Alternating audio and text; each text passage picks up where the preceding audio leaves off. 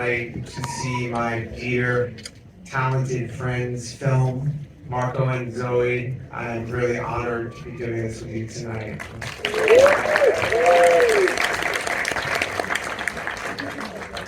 Dovecote is a look inside the lives of female inmates in a Venice prison. It's directed by Marco, who I love Marco because we both share a love of film. We could talk about film forever, almost as much as we talk about our children.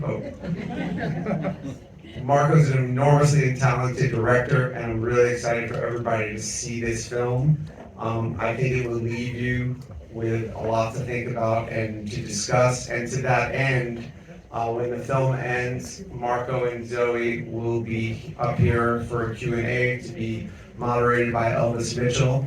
So I hope you stick around for that, and then afterwards we can have some drinks and food and talk about the great film. So here we go.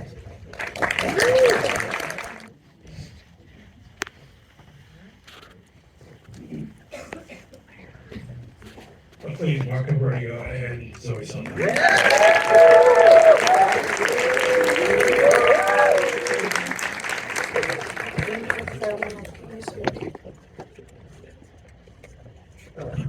Oh my God, too bad there's nothing to talk about this movie. I guess one of the things that so struck me about it, and I've started doing this, Zoe, is that it's a group of women who know each other so well that nobody really has to speak. And that's the heartbreak of it, that in this prison they know each other so well that they can communicate by touch, by gesture, and in performance terms. What was that like to do? Because it feels so physically taxing to watch. I mean, it was a very beautiful experience. Beautiful in the sense that it wasn't joyful the whole time. Obviously, we all know why these women are there, and you know, their sort of stay there is very bittersweet. But what's sweet, we all know it's better. What's sweet is the community that they create, and how much they sort of like show up for each other. So all I had to do was sort of be around them and allow them to kind of, you know, gain their trust and allow them to open up. And all they wanted to do was share their story and their experiences. And we really, you know, Marco was adamant about making them a part of this entire process. But there were things that just popped out to me. Like they had this, you know, they're not allowed to carry cell phones, so they just kept asking us the whole time to take pictures of them. And they were figuring out a way with any of the officers, you know, for us to email them the pictures. So what we did is we printed the pictures and we framed them and we signed them and we gave it to them as a gift, as a wrapped gift. And they were very happy, but they wanted to see themselves in these pictures. There was something about this fear of being forgotten, of feeling completely invisible, that they were unconsciously, like, sort of like just so tapped into, that resonated with Marco and I a lot. So it was just a lot, you know, it was observing them, being in their environment, and finding, you know, moments of joy like they were finding. That's, you know, was important for Marco that I kind of tap into. You know, it's also talking about it.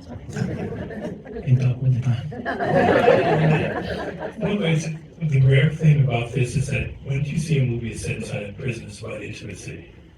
So it's about violation and about territorial. And this is a film about people, women who had to open themselves up to each other because they don't have anything else but each other, right? Yes, and there's a director that has been working in these, you know, facilities, in these institutions now for over 30 years. And the first half of her career, she was in male institutions, and then this later part, she's been in females. And we've asked her, you know, which is her favorite, which was such a stupid question. What's your favorite?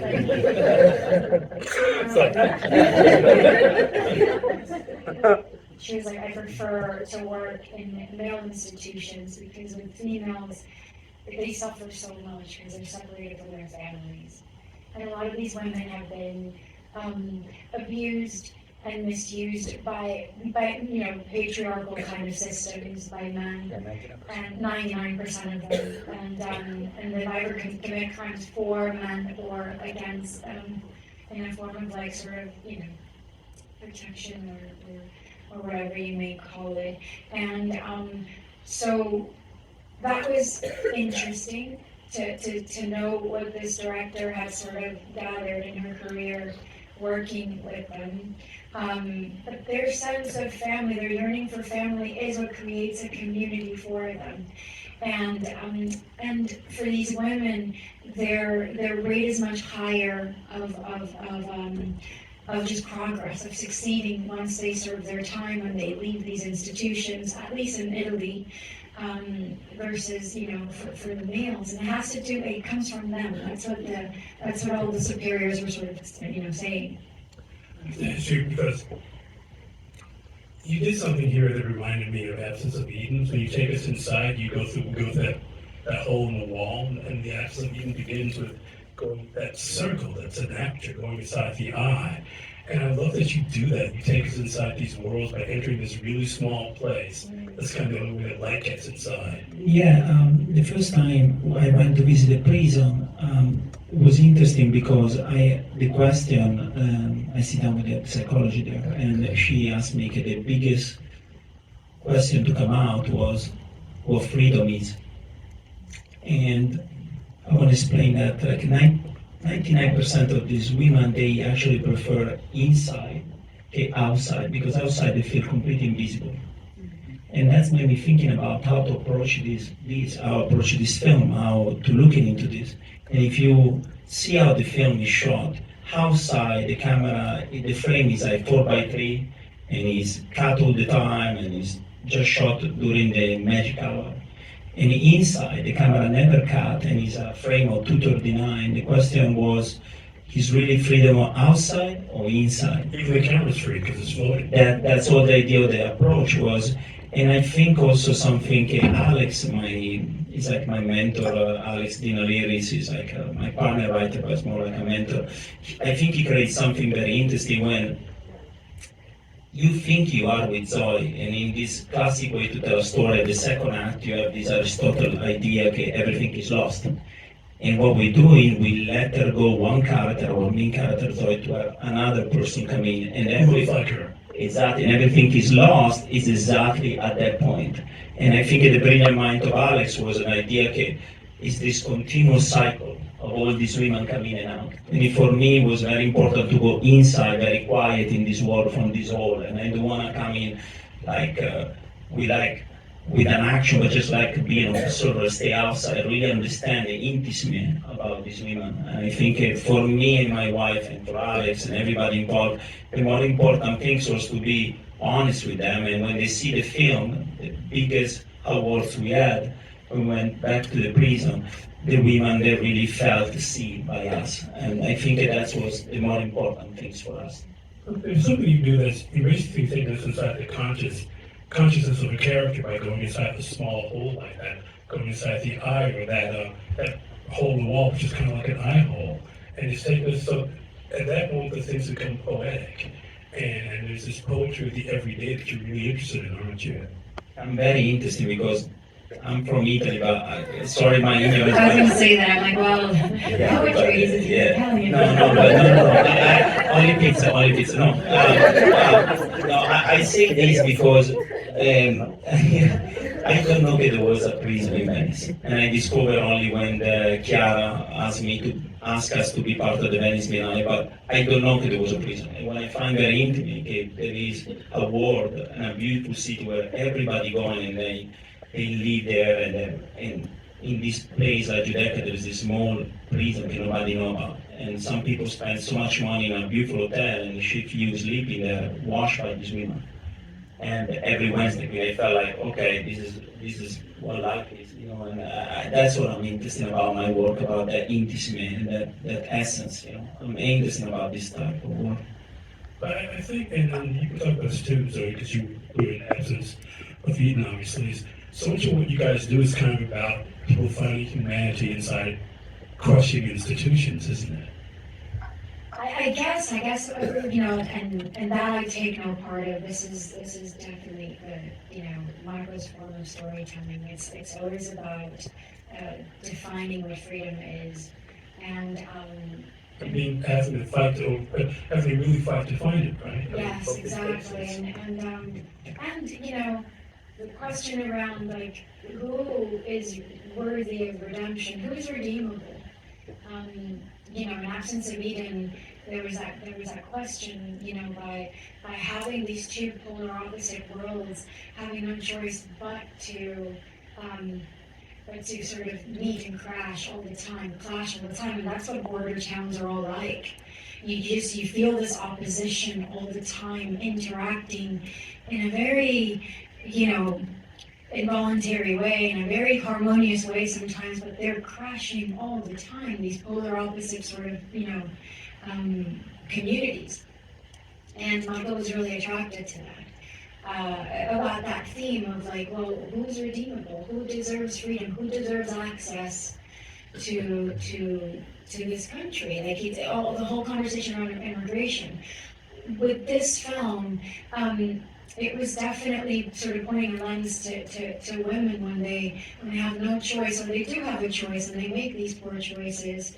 But yet, do we deem them redeemable? Like, are they worthy of this kind of redemption? And these are institutions that we don't like to talk about because it hurts us. Doesn't mean that they go away because we're not willing to face it. I like the fact that Marco chooses poetry to bring us inside heavy topics, because it's kind of like that spoonful of sugar that helps the medicine go down. It's like at the end of the day, you still need that medicine. We still need to be talking about so many conversations.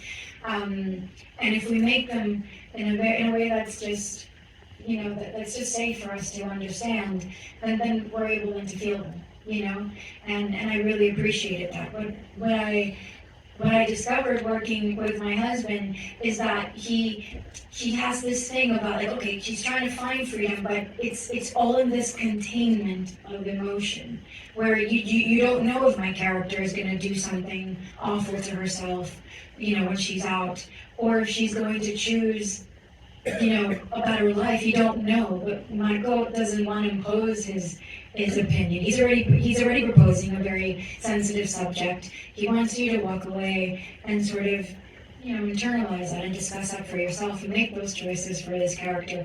And that was what I found most interesting about working in this project, because it's already a very heavy environment. This institution, it's a melodramatic sort of, you can easily make this very melodramatic by showing you more in-depth truth about what a day in the life of a person, of an inmate is like. But Marco wanted to, you know, he puts you there, but then he pulls back, and he kept sort of compelling, like when we were doing that scene with that woman, and I was like, I don't want you to kiss her. And I'm like, well, why? It's like, well, because then you're making a choice that you guys are lovers. I don't want you to make that choice. Are you? And it's like, oh, okay, I understand. But that's such an intimate scene, and there are two scenes that really, three things took my breath away. That scene and how intimate that exchange of the sweater was. That moment when she leaves the crucifix in the box at the end, that is also another big question. And also having been in Venice, in population terms, there are more people of color in that prison than I've ever seen on the streets of Venice. So those are all moments that really struck me. Yeah, it's a good point. There is 81 women there in the prison. I think there's only 23 from Italy, and the rest are from Romania, North of Africa, you know, Latinas. The first point. Yeah. The second point was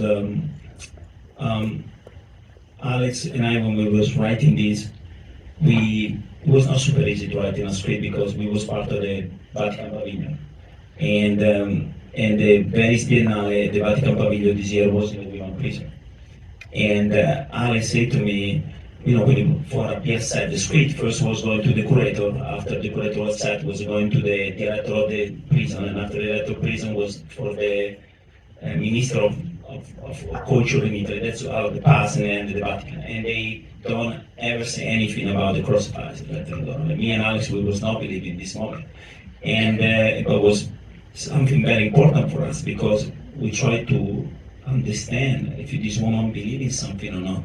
And what Zoe say, you know, the pigeon represent, you know, when a pigeon wanna die, what he does, he just waited there and he brought himself up. That's how a pigeon tends to do. and you can see them a lot in the Walk Street in New York. And the idea that you don't know in the end of the film if what this woman will do, and if she will decide to jump in the river or go to conquer the world and be the greatest. You don't know. And that's a question we ask you with this film. I think for about all these questions that these women asking, because outside they feel completely invisible. I think that's too because you used the population of the prison to shoot. Did you get any, this is a dumb obvious question, forgive me, rehearsal time? I mean, because it's so beautiful. We actually have 5 days of prep. 5 days, they would give us 6 hours, no, they would give us like what, 7 to 8 hours? Yes, 7 hours, only 5 days shooting. And during the shoot, they was throwing water to us. There was, it was a working Not all of them period. participated, so you have 81 inmates, and I would say maybe, I would say 70% of them wanted to participate. The other, they would sort of, we would respect their space, and they told us these are sort of like the areas that you can navigate. These are the parameters that we have. And there was this one woman in particular, always at the same time, like right after lunch, she would throw a bucket of hot water off the second, story, and throw it at us. But obviously, we would always dodge it.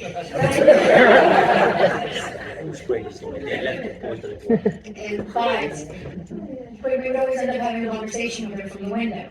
So it wasn't like she was completely, off-putting. She was just like, I think she just, she wanted to engage in her own way. A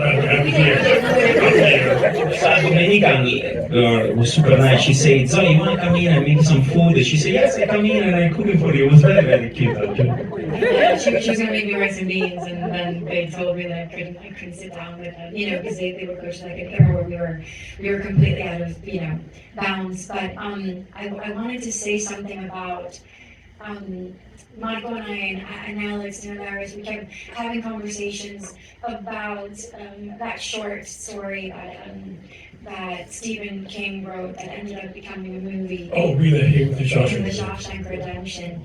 And the character of Red was such an incredible character. He was somebody that, got in there, very young. And he was full of life, and he was fearless, and basically spent his entire life in this place and lost touch with reality. All of a sudden, the inside became his reality, but he didn't really know, how to be out there. And I love the way the short story ends. It ends with the word hope, and that was something that immediately we reconnected with, and it was an idea of like, well. I wonder what the street of Venice is going to be like. I wonder if it's still the same. I hope, and that was really interesting of like sort of like leaving that question out there, and because I guess I'm beating on a dead horse. It's what Marco really wanted to do is not to preach or send a message. It's just to inspire us to really look.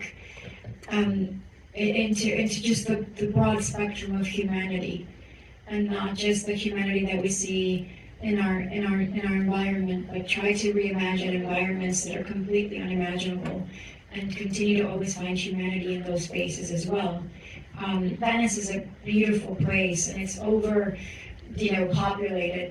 There's millions of people that go there, and they spend so much money there.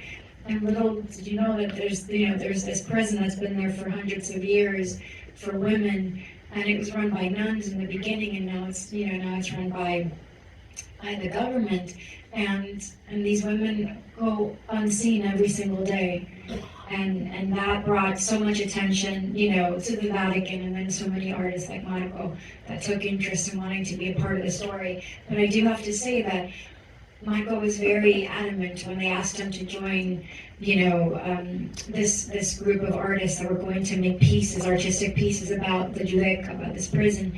Marco was like, I don't want to have any sort of requirements that I need to kind of create my concept on. And they were like, we do not want to give you any requirements. We want you to be as free as possible. And then he was like, well, I want to interact with the women. I want to meet them. I want to have their permission. And I want them to be a part of it.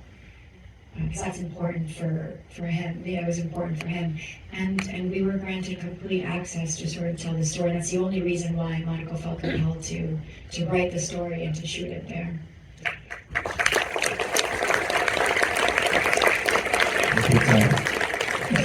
The last question, Mark, let me ask you, because you could talk about every minute in this film for hours, but I'm thinking about, we've always talking about how circular it is, and if you were replaced by a woman who looks like you, and again, if you've been to Venice and seen the population of people of color, it's chilling to see that, but how claustrophobic it is at the beginning, when the guard has to lie down on top of the gondola to get inside of there, and these spaces getting smaller and smaller, and at the end, there's a great big frame, and there's something so powerful about that, because it's still, I mean, it's unbelievably powerful just to have the world reduced and then to go inside that tiny hole and have things be so big. So the moment is so ambiguous because it's so overpoweringly hopeful, but you also have a pigeon dying in a movie called Dovecote, so we don't know what to make of that. Could you talk about opening it that way and ending it that way? Yes.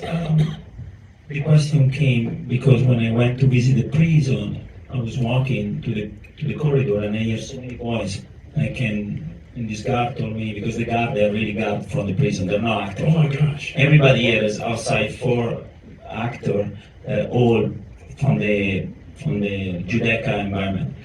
And they told me that the women were sharing 10 women at a time one room. And the claustrophobic idea came from that. Because they told me that there was all together in one room.